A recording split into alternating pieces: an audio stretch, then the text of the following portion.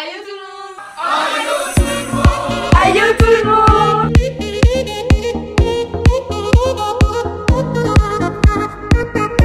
Aïe tout le monde! Je suis trop contente de vous retrouver aujourd'hui dans une vidéo scolaire. Aujourd'hui j'ai fait ma rentrée et je trouve que c'est le moment parfait pour vous parler de mon parcours étudiant, du DUT-TT, de comment s'organiser, de bons plans, etc.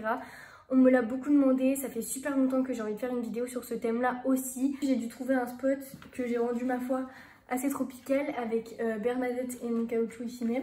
Donc pour commencer, je vais vous parler de mon parcours étudiant, comment j'en suis arrivée là, etc. Par quelle filière je suis passée. Donc en premier, j'ai fait un baccalauréat ES parce que je savais pas du tout ce que je voulais faire et je voulais rester dans quelque chose d'assez général. Ensuite, je suis allée en DUT-TC et j'ai fait mon 3e semestre à l'étranger au Canada. Et maintenant, là, actuellement, je suis en licence Matic, donc e-commerce et marketing numérique à l'IUT de Tours en alternance. Ensuite, on va parler du DUT-TC plus spécialement parce que j'ai souvent de nombreuses questions. On me demande souvent, mais le DUT-TC, c'est pour faire quel métier? Alors, le DUT-TC, ça oriente quand même beaucoup vers les métiers de vente, mais pas que, parce qu'après un DUT-TC, vous pouvez faire une licence professionnelle comme moi dans le marketing ou la com, partir en vente, aller en école de commerce, faire de l'immobilier aussi, enfin voilà, c'est vraiment large. Il y a encore plein d'autres métiers que je dis pas comme le management, etc. Mais après le DUT-TC, vous pouvez vraiment vous orienter vers plein de filières et même voilà plein de types d'écoles IAE. Moi je suis en IUT, licence pro, licence pas pro, enfin voilà. Ensuite on me demande aussi souvent quel est le contenu des cours et quels sont les cours en fait tout simplement en DUT-TC. Donc il faut savoir que c'est très varié et qu'on a énormément de matières différentes en fait. Donc on va avoir des choses un peu sur les chiffres, donc maths et compta, mais on va aussi avoir du marketing, de la communication. On va aussi avoir des choses pour nous faire évoluer plutôt dans le milieu professionnel comme de l'expression communication. On a aussi de la négociation, donc là qui est plus axé vente mais qui est super intéressant et qui sert aussi dans la vie de tous les jours. Donc voilà, on a vraiment énormément de cours sympas à voir et très différents. Donc je trouve ça assez bien que ce soit général et que ça ouvre des portes sur plusieurs domaines en fait. Ensuite, je vais vous dire ce que moi le DUT-TC m'a apporté. Il faut savoir que le DUT-TC, c'est beaucoup de travaux de groupe et de présentations orales avec support PowerPoint par exemple. Il faut savoir que moi au début, bon voilà, j'avais déjà fait du théâtre, donc parler devant des personnes, c'était pas forcément difficile pour moi. Mais les profs vous aident à fixer votre regard, enfin savoir où regarder, comment regarder votre audience quand vous parlez sur une présentation orale. Ils vont aussi vous aider dans la gestuelle, à pas faire n'importe quoi, à pas taper du pied par exemple. Ils vont aussi vous aider sur les mots parasites, on va dire. La vie professionnelle, ça sera important et dans toute la suite des études, il y a des soutenances, il y a des mémoires, il y a des rapports, il y a des présentations. Donc c'est vrai que le DUT-TC, il forme beaucoup à ça. Moi, ça m'a permis de prendre confiance en moi et maintenant, quand on me dit présentation orale, voilà, j'ai pu forcément l'appréhension que j'avais quand je rentrais en DUT-TC. Parler de mes conseils pour bien vous organiser pendant votre année scolaire. Donc peu importe le niveau, je pense que ça s'applique à plutôt aux étudiants, mais ça peut aussi, vous pouvez aussi l'appliquer à vous si vous êtes dans une plus petite classe, par exemple au lycée ou au collège. Donc mon premier conseil, c'est s'avancer. Par exemple pour les étudiants, le jeudi soir c'est les soirées étudiantes, vous n'avez pas envie de faire vos devoirs. Donc voilà, avancez-vous pour libérer vos week-ends si vous retournez voir votre famille, si vous êtes dans une autre ville, ou pour voir vos potes, pour sortir et tout simplement pour vous reposer, avoir la tête autre part que dans vos cours. Et aussi, ne procrastinez pas, c'est-à-dire ne vous dites pas je vais faire ça demain, je vais faire ça demain. M'avancer, c'était vraiment la clé pour mes études, j'ai toujours fait ça et ça m'a toujours bien réussi, on va dire. Ensuite, ce que je peux vous conseiller, donc là c'est plutôt en fac ou pour les étudiants, du coup c'est les CM, donc les cours magistraux, de les prendre sur ordinateur. Je sais qu'au tout début de l'année en TC, il y avait beaucoup de personnes qui écrivaient sur papier. Franchement, ils ont vite abandonné parce que c'était toujours les mêmes qu'on attendait et c'est vrai que taper à l'ordi, c'est beaucoup plus rapide. Si vous êtes en cours magistraux et que les profs vous disent dépêchez-vous, il reste qui, ça va vous stresser, vous allez écrire n'importe comment, oublier des phrases, vous se dire bah tant pis, ça c'était pas important alors que ça pouvait l'être. Si vous prenez vos cours sur ordi, vous avez le temps de mettre la couleur, de faire vos titres. Si on parle d'un graphique, vous pouvez aller chercher vite fait une image sur internet et la mettre en fait directement dans votre cours. Et je trouve que c'est bien parce que quand vous révisez, votre cours il est complet, alors que si c'est sur feuille, vous avez une feuille le lundi, une feuille le mardi, vous savez plus où est l'autre, enfin c'est franchement un bordel. Et les cours magistraux ça va assez vite, surtout en études supérieures. Donc vraiment moi je vous conseille de prendre un ordinateur ou même une tablette si vous pouvez. Après je sais que tout le monde n'a pas les moyens, mais c'est un conseil que je vous donne pour être moins stressé et pouvoir surtout avoir un cours plus structuré, plus propre et plus lisible pour que vous puissiez mieux apprendre vos cours.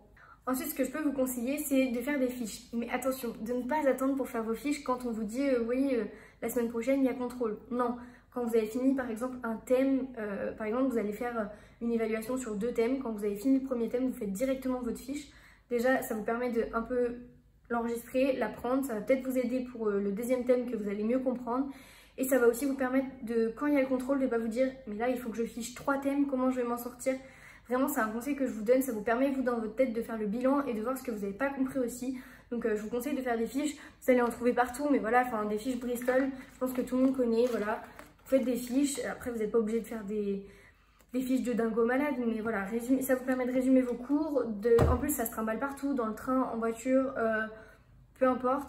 Donc vraiment je vous conseille de faire des fiches. Mon dernier conseil c'est de vous fixer des objectifs, donc de par exemple vous dire bah voilà cette année j'ai envie de mieux comprendre ou de mieux écouter en cours d'anglais, ou cette année j'ai envie d'avoir 12 de moyenne, ou alors dans la semaine par exemple vous pouvez vous dire bah voilà mercredi j'ai envie d'avoir fini tous les devoirs que j'avais à faire, ou j'aimerais bien avoir fini de réviser ce contrôle-là pour tel jour. Enfin voilà, ça vous donne des objectifs et de structurer tout ce que vous avez à faire. Donc je trouve ça plutôt pas mal. Ensuite, on va parler bon plan. Donc d'abord, je vais parler pour les étudiants du centre Val-de-Loire. Donc tous les étudiants de la région centre. Il y a l'application IEPS. Beaucoup de potes qui étaient en galère parce qu'ils trouvaient pas de garant pour leur logement. Soit parce que leurs parents n'avaient pas un revenu assez élevé. Soit parce qu'ils n'étaient pas en capacité de payer tout simplement. Sachez que IEPS se porte garant pour votre appartement. Vraiment, vous en avez besoin, bah, profitez de ça.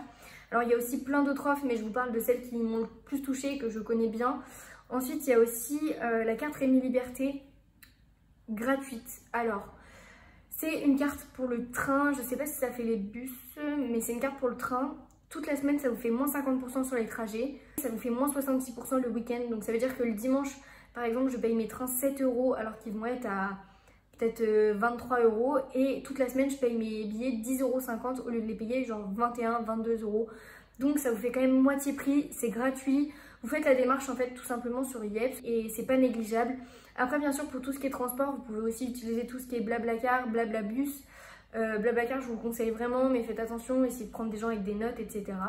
Et donc ça concerne bien évidemment les étudiants de toutes les villes, mais je trouve ça cool de s'entraider et de donner des sous à des étudiants et non pas à la SNCF qui parfois est très souvent en retard ou qui a croisé une biche sur le chemin, on sait jamais. Ensuite je vais vous parler bon plan par rapport aux courses parce que tous les étudiants sont amenés à remplir leur frigo, n'est-ce pas? Bon, pas que de vodka s'il vous plaît quand même.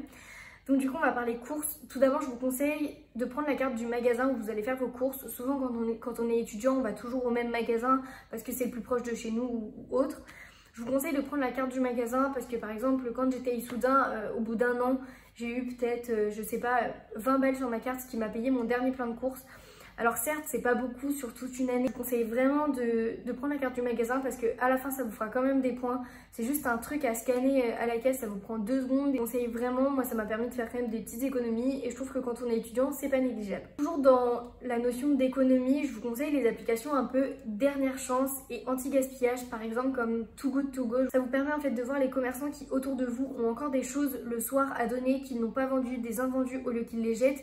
Vous, ça vous permet de varier vos repas, faire des économies parce que c'est des choses que peut-être vous avez envie de manger mais qui coûtent trop cher. C'est des paniers un peu surprises, ils mettent ce qui leur reste dedans, donc du coup vous avez toujours un truc de nouveau et je trouve ça assez sympa. En plus c'est vraiment une démarche bien et écologique parce que c'est anti-gaspillage, donc je trouve ça super cool, vous aider un commerçant. Le dernier bon plan que j'ai à vous partager, je vous conseille de ranger votre frigo par date de péremption.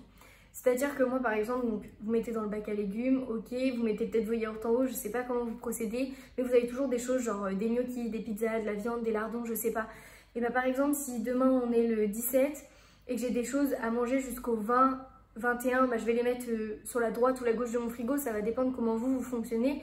Mais si j'ai des choses du style qui sont valables 2-3 semaines, je vais les mettre sur un autre côté. Ça vous permet de voir, ah mais mince, j'aurais pas forcément fait attention à cette date là et ça me permet de voir qu'en fait c'est bientôt périmé et qu'il faut que je le mange parce que sinon je l'aurais acheté pour rien. Donc je vous conseille vraiment de faire ça, moi ça m'a changé la vie. Après il y a aussi des applications qui vous permettent de scanner tous les produits que vous avez achetés et qui vous fait un rappel en fait quand un produit arrive vers sa date de péremption. Et voilà, pour finir je vais vous parler de ce que je veux faire plus tard. Alors je ne sais pas encore si j'aimerais faire un master parce qu'un master c'est en 2 ans. Je sais que vu que je suis en licence professionnelle, normalement il faut que je travaille directement après ma licence professionnelle, c'est le principe. Donc je sais que rentrer en master va être très compliqué, donc je sais pas du tout ce que je compte faire l'année prochaine, ni sur quel domaine. Ça se trouve je vais complètement changer d'avis, je sais pas. Dans tous les cas je pense que si je fais un master je le referai en alternance parce que maintenant je suis quand même habituée à travailler. Au niveau des métiers qui m'attirent, à l'instant T parce que ça se trouve dans 2 mois ça aura changé. C'est plutôt tout ce qui est community manager, brand content manager et social media manager, et aussi tout ce qui touche à la vidéo. Je fais des vidéos YouTube parce que ça me plaît, parce que le montage j'aime ça, parce que le visuel j'aime ça. Donc voilà, tout ce qui est marketing comme vidéo, ça me plaît beaucoup. J'étais contente en tout cas de vous parler de mon parcours scolaire qu'on me demande souvent. J'espère que j'ai répondu à certaines de vos questions, principalement sur le DUT-TT.